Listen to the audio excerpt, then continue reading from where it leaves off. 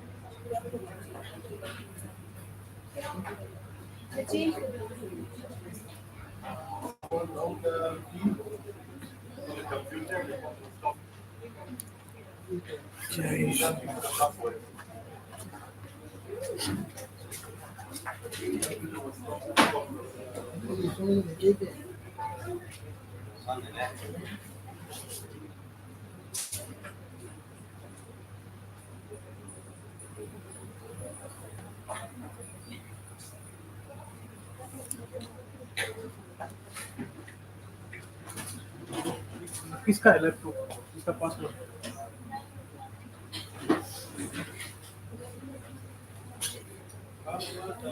Pushpa Pushpa Pushpa madam को बुला दो, नाम बताए ना पुष्पा। लग रहा है खड़ा हो गया। वाह एक मिनट।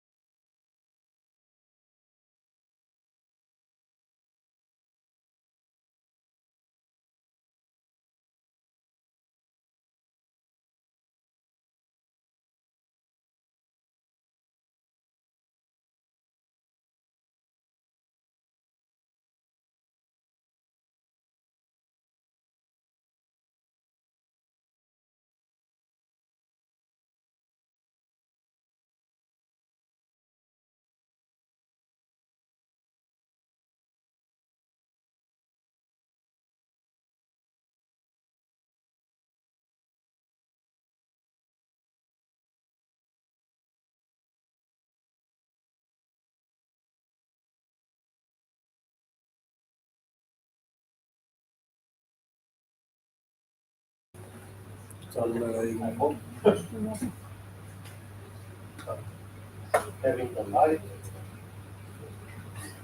देख लो मेरे मोबाइल में पे ही है चालू है इसकी। हेलो हाँ जी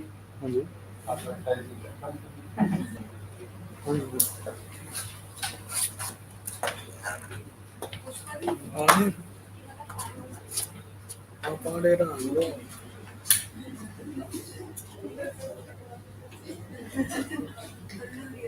And now I'm going to talk about the Sony company. Okay.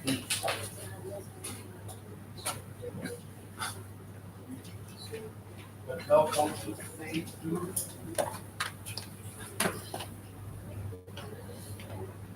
Can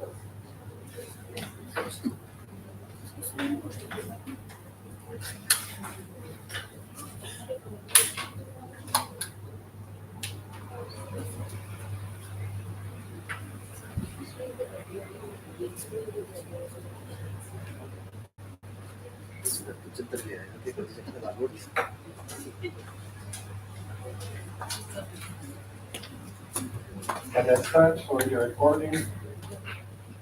Okay. Well, they tell me that I need every time start when it's recording, not before, because it's some people assist me from outside. Okay, another example of application of the potato. In this case, we have the isolation of the different strains of from goat milk and taking samples, some milk samples from organic farmers close to the Sao Paulo city. I don't know how can be organic because the air is so polluted in the Sao Paulo area. Well, but it's quite far away from the city center. It's a rural area. They have small farm. Uh, Milk, we took a sample to isolate several strains of these milk samples. They were showing production of the bacteria. Most of them was identified as Lactobacillus lactis. Some of them was Enterococcus cereus. We made a property analysis showing that it's a different phase. Always, I mean, always when you isolate several strains from the same product, do the RAP PCR or RAP PCR because you need to be sure that you have the different strains. You don't want to waste your time working with 10 times with the same strain. Rather, check you have different and to be sure what you have. Interestingly, most of them was producing niacin, showing 97% homology to the niacin. And interestingly, when we transmitted from DNA to protein level, was even some mutants, some modification of some amino acids, one or two amino acids, different from the niacin F. And we wanted to see how actually we can use this strain to make a cheese, and if we can use it as a biopreservative for the cheese production. So we're having one cheese in Brazil. It's called Minas Frescal. It's fresh Minas cheese. Minas Gerais is a state of Brazil, and is famous by the dairy products production and fresh cheese because this cheese is produced. It's coagulation process, and then cannot maturate.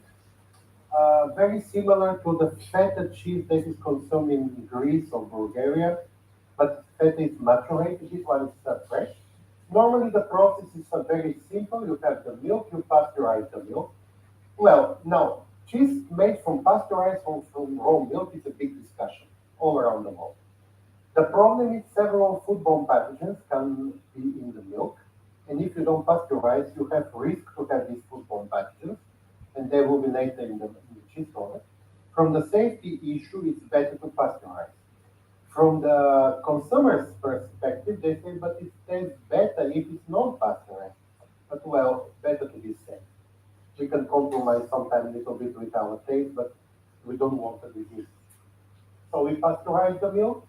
We add the ingredient that is a little bit of calcium chloride, lactic acid, and we add with the rennet.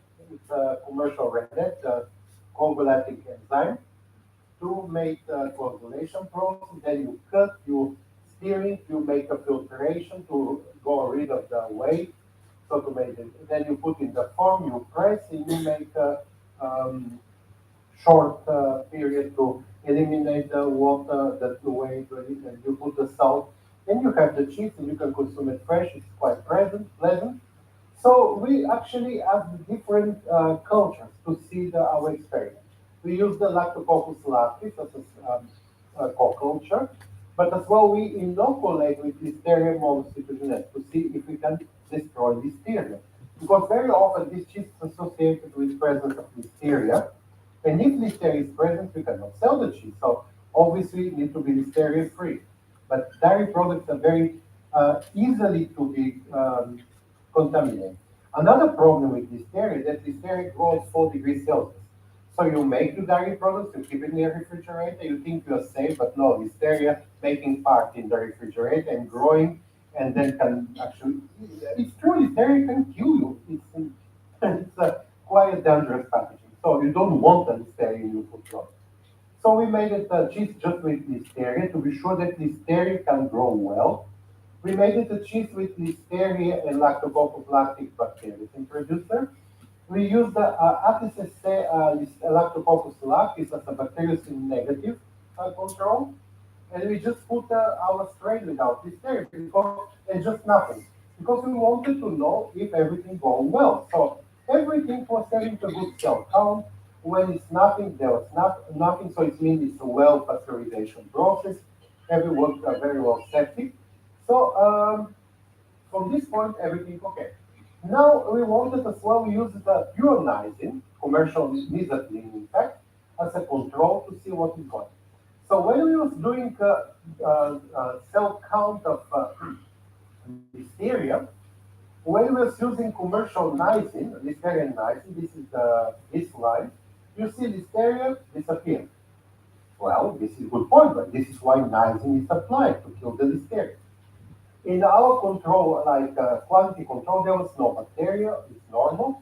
Now coming the problem, look here, first one is the growth of listeria. Listeria grow very well in this kind of cheese.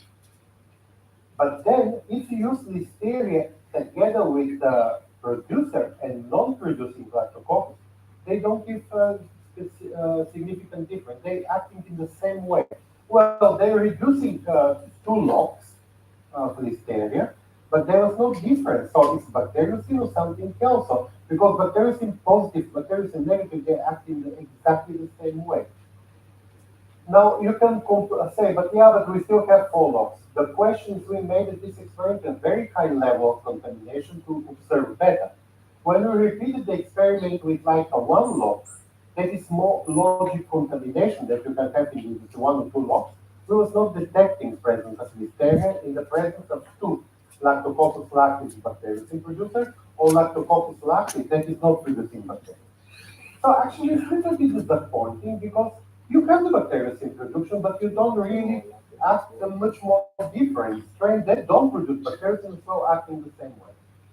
So, well, it's quite interesting result, not too bad, but not really proving that bacteriocin is working well. So we went for second experiment. We took an Enterococcus multi strain isolated from yellow cheese in Argentina, and this strain I will refer now in the next few slides as Argentinian strain. And we have Enterococcus species isolated from cheese obtained from the local supermarket in Sao Paulo. And I will refer to this strain as a Brazilian strain. It's much more easy instead to tell them that. So both of them, they grow quite well. This is Argentinian, this is Brazilian. Now observe field activity, 25,000 units in 6,000 units. So the Argentinians producing much more than the Brazilians.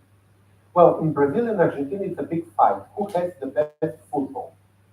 Who likes the soccer? Not really. It's cricket here, I know.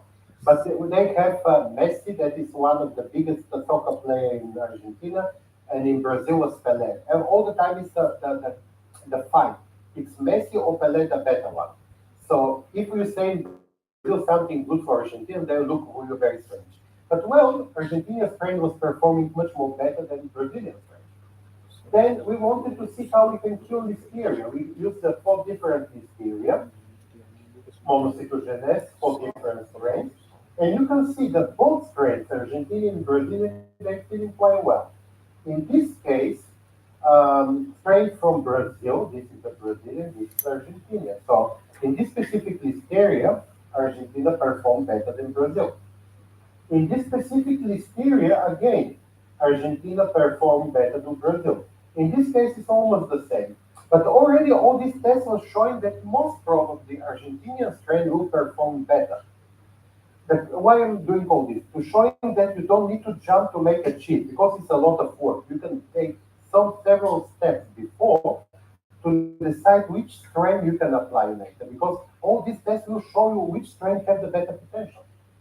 Then we do the absorption of the bacteria into the producer cells to the different test organisms, including the effect of different chemicals and pH, milk, sodium chloride, how this presence of these chemicals, pH, of different will interfere on the absorption of the bacteriocin. Because remember,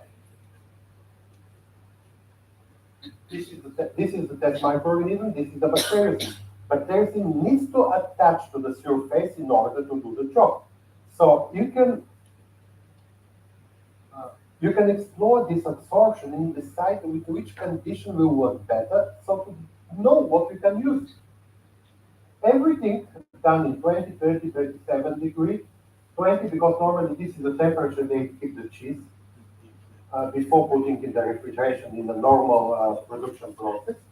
And then was everything was showing that the Argentinian strain will have the better potential to work to kill listeria compared with the Brazilian strain. So we made it the cheese the same way like the previous with the Argentinian and with the Brazilian strain. So when we was doing effect of Brazilian strain on Listeria monocytogenes, you can see that Listeria, this one, the green yellowish, is growing quite well. Well, it's normal. Listeria like the diet. However, when we was having the Enterococcus faecium, together with Listeria, we was counting presence of Listeria, well, quite a reduction, not bad. And when we was counting Enterococcus as our producer strain in co-culture with Listeria, but we was expressing the number of the our Enterococcus, he was happy as well. So technically, the Listeria alone grow very well. Strain of the Brazilian strain is growing very well, but then reducing the level of Listeria with almost 3 logs. Not bad at all. I mean, 3 logs is a reasonably good result. Just remember, more or less 3 logs. However, when we do the Enterococcus fecalis ATCC strain, that is no production of the bacterium, we was having more or less the same result. 5.3 to 8.3, 3 logs again. Well, the strain is not producing, this strain is not producing bacterium, but it's still reducing the level of Listeria because the greenish one, this 8.15 is the number of Listeria alone. It's a Listeria in the presence of the non-bacterium producer, but it's almost the same result again. A little bit disappointing again because you have the bacterium production, but they not differ too much with the other lactic acid bacteria. But then when we do the Enterococcus multi Argentinian strain, you see the difference now. We're having 5 logs. But already with all the tests when we performed before, we were showing that Argentinian strain is solved better, he reacts better, he kills better, and in fact, when you do the cheese, we have 5 logs difference. That is very good result because if you're reducing 5 logs, you can go up to the contamination, 3, 4 logs contamination. You can have practically elimination of this contaminated product. So obviously, preliminary results are very important to see how they absorb, how they kill, are they don't kill, how the pH, temperature, chemicals, in this case, milk and sodium chloride is important, and to know how this environmental condition will interfere, will modulate the antimicrobial activity. And then you save a lot of work because making cheeses is quite heavy work. It's kind of a lot of material and counting and spending nights in the lab. So rather check all these things first on the plate and then you do the cheese. So, moral of the story, we can do the pre-selection, we can have the strains that can be able to inhibit the listeria and even eliminate fully listeria from the food product because of the production of the antimicrobial peptides. Another important thing that needs to be touched is production, bacteriocin producing lactic acid bacteria with antioxidant properties. Remember, by definition, lactic acid bacteria are catalase, positive or negative? Negative. And they need to have a different system for the antioxidant properties. So they can be different options for the different methods to explore the antioxidant properties. And in this project, we took a ferment. It's very normal. People prepare this at home. We have it in the supermarket. We have it homemade. But in this case, we were targeting fermented vegetables prepared from the family, doing for them home. There was no industrial, there was no chemical. There was even using high mountain spring water to use for the water. So you really made it for yourself. You don't put any preservatives, nothing dangerous. So what was interesting to observe, the microbial load is not very high, 10 to 4, 10 to 5. It's considered like a reasonably very low microbial load because fermentation process occur. It's a very normally not a very long fermentation process, but again they keeping it at home in the basement already, consuming all the winter. And then we wanted actually to see what we can isolate with as a bacterium introducer. We was using exactly the same approach that we was doing with me in the laboratory. And we was able to select several strains and showing that it's a different strain because identification was showing Lactobacillus plantarum for different strains. By direct PCR, we was showing that the different strains. We have Lactobacillus curvatus, Lactobacillus paracasi, Pediococcus pentosa cells, Leuconostoc, and Enterococcus spacing. Sure, we check safety for all these strains. We confirm the identity by the 16S, by the RAP PCR. We was doing even AP50 to know what is their fermentation profile because we wanted to know what kind of sugar they can ferment. And we was confirming for all of them they had the antimicrobial properties. All of them was gamma chemolytic. There was no mucin degradation. There was no gelatinized activity. There was no lipolytic activity. Because we wanted really to be confirming safety of these strains and this way confirming safety of the food product, and as well in future application to know that they're safe strain.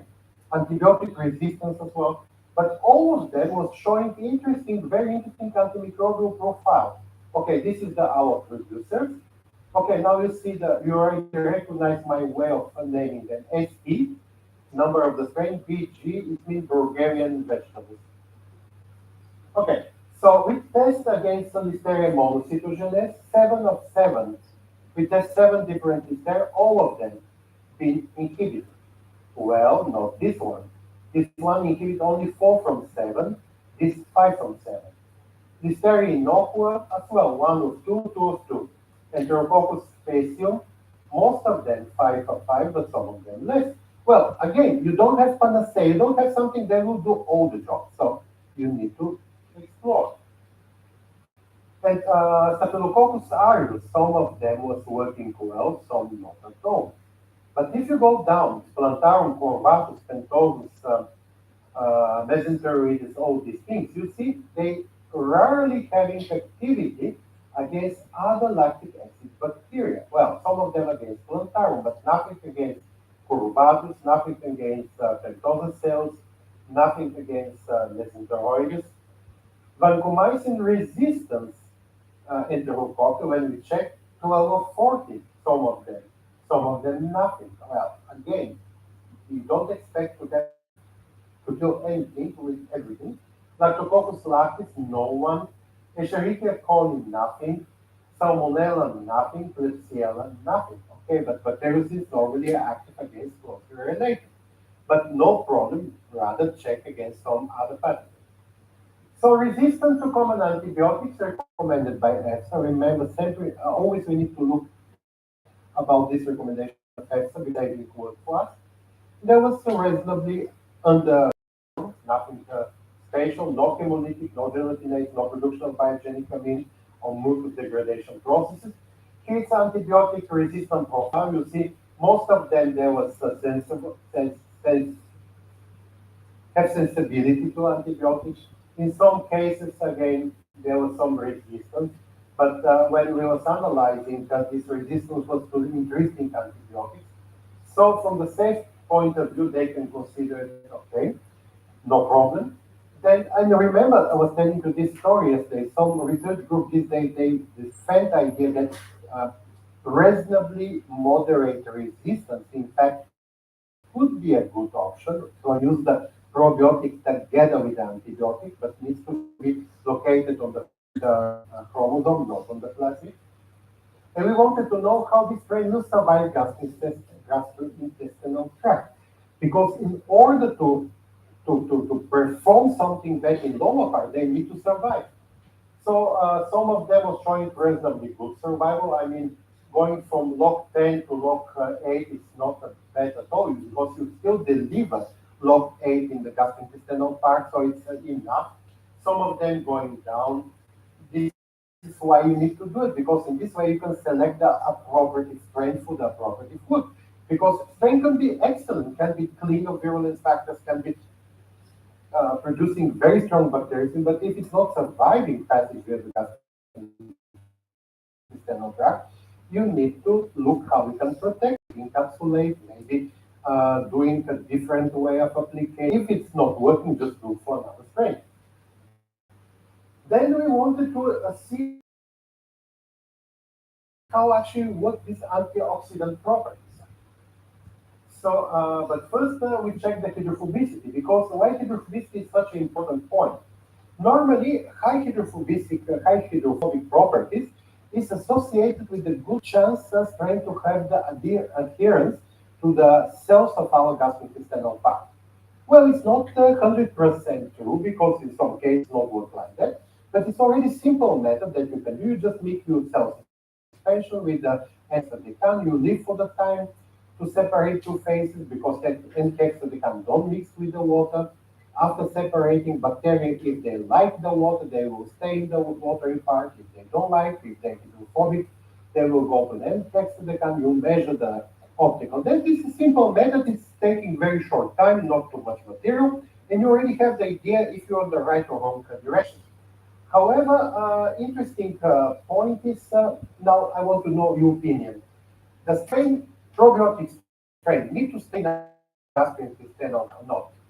Need to colonize or not? Okay, please, who think the probiotic strain need to colonize gastrointestinal part? That's the 10. 1, 2, 3, 4, 5, 6.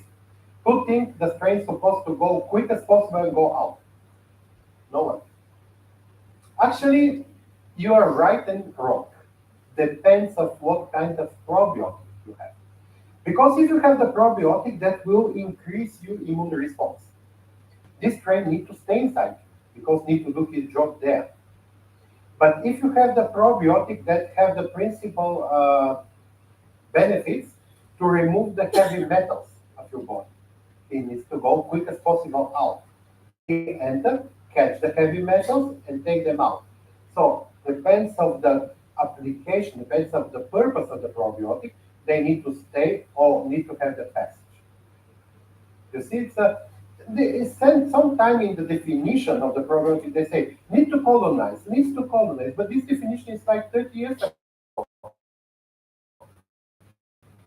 And then after that, develop the other probiotics. They have probiotics that will catch heavy metals. They have the probiotics that will remove the mycotoxins. So these probiotics, they need to enter, quickly do the job, interact with the target molecules, and go out. So very depends of the purpose. Okay, so in this experiment, we wanted to know if they have the reasonably good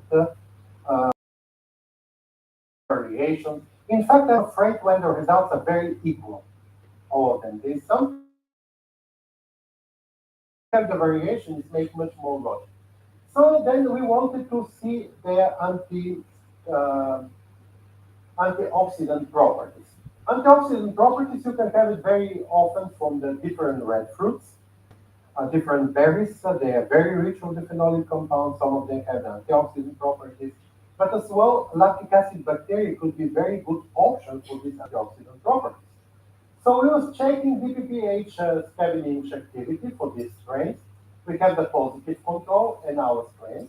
Well, the positive control in this case was uh, vitamin C, ascorbic acid. You can see some of them was not highest of control, some are lower, but not too bad, like 60% compared with almost 87%. Not too bad, because again, overdosing of ascorbic acid actually can be dangerous. Because if you take a vitamin C as a natural product, it's one story. When you're having vitamin C as a pharmaceutical product, as a chemical product, it's a different story. And you don't want to overload yourself with the pharmaceutical products. But lactic acid bacteria can be an option actually to perform these antioxidant properties in much more safer way. Then we made it a different experiment, iron chelating activity. Now you see, I will go back. In the first case, we have here and second almost the same. Now, first strain and the second they have different. Again, they are lower compared to the control, but again, reasonably good activity for some of them. Then we accident activity of presence of hydroxyl radical scavenging activity. Some of them almost equal with the control. Some of them very badly performing. But again, we don't have one single strain that can do anything. Obviously, they have the difference in the metabolism, pyracalcium and plantarum. They have some differences. These differences maybe are responsible for this differentiation. Scavenging activity. Again, first another activity. Again, this pyracalcium was a little bit lower, but again, the doses, lipid peroxidase inhibitory rate, percentage of this. Again, this plantarum that was in the previous experiment here and performing even better than the control. But the important thing, you see, it's not the same strain can do any older. It is actually giving the point. The best probiotic actually is not the pure culture. The best probiotic proven mixture of different strains that can coexist together, they can work together, and they will perform the best of their possibility for improving your health process. So, in conclusion of this experiment with fermented vegetables, um, we have four different Lactobacillus plantarum, lactic Lactobacillus plantarum, one Lactococcus fluovatus, one Paracassi, one Pentosales, one Odontococus mesenteroides, and Rhococcus faecium. All of them are producer of the bacteriocin with a good activity against vancomycin-resistant enterococci, as against Listeria, and production of the antioxidant metabolites with the probiotic potential and technological property suggested to these strains and need to be explored further because if you want to use them to generate a starter culture for fermentation of these fermented vegetables, and then you can have a functional product because if you make fermentation of the vegetables, adding a specific starter culture with the beneficial properties, you can actually climb to have fermented, the beneficial fermented food products, and you can climb their application. Well, our grandparents already know. Eat these products, they have good benefits, they can help you in the winter when it's a chance to have the cold and influenza, they will help you, they will improve your health, they taste nice, they're beneficial, they're functional. So our grandparents already know, but now we need to find what is the reason, what is mechanism, what is the molecules behind these traditional benefits. So in fact, you can have the different fermented food products, you can combine them, you can use them as a pure product, you can use as a culture, you can use as a molecule, you can use as different bacteria synthesis like a natural products, even chemically produce bacteriocin. But all these options is need actually to focus in the food safety because they improving the food safety and they can be responsible for creation of the functional food products. And we were discussing earlier today with during the coffee break that in fact big companies they like to make a profit and if they make it together with the appropriate scientific background, the strong background, they can be really beneficial because consumers are open to have these functional products, business application together with the scientific background is actually the best option. So now it's next lecture, but we still have time. Now, we was talking and talking and talking, but now, how do you feel? Uh, do you think bacteria in production can be applied? Because I showed you some examples.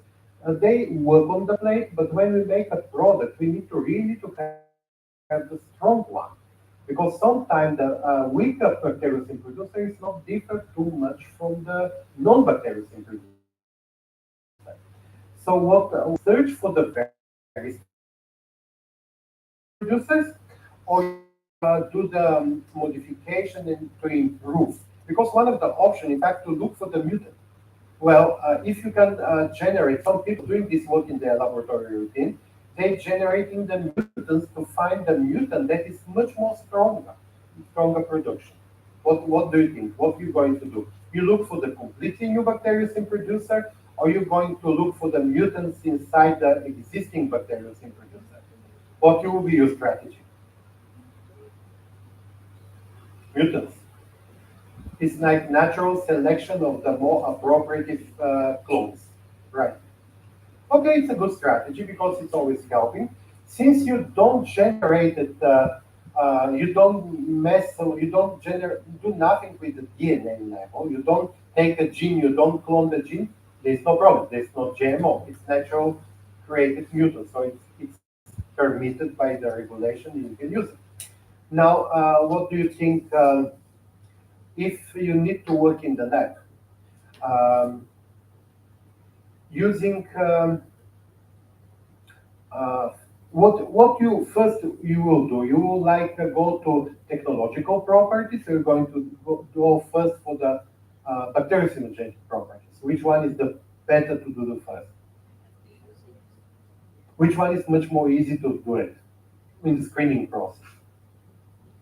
Bacteriocins, in fact. Because technological properties, you need to make a product, you need to validate. So your objective is to have the bacteriocins application for the control of the pathogens. Your objective is to control the pathogen. First, you select the strain that can do the very well antimicrobial properties, and after that, if you check if they have technological properties, great. You combine technological questions, your comments, your opinions, critics, rating. We just have a little bit time to finalize.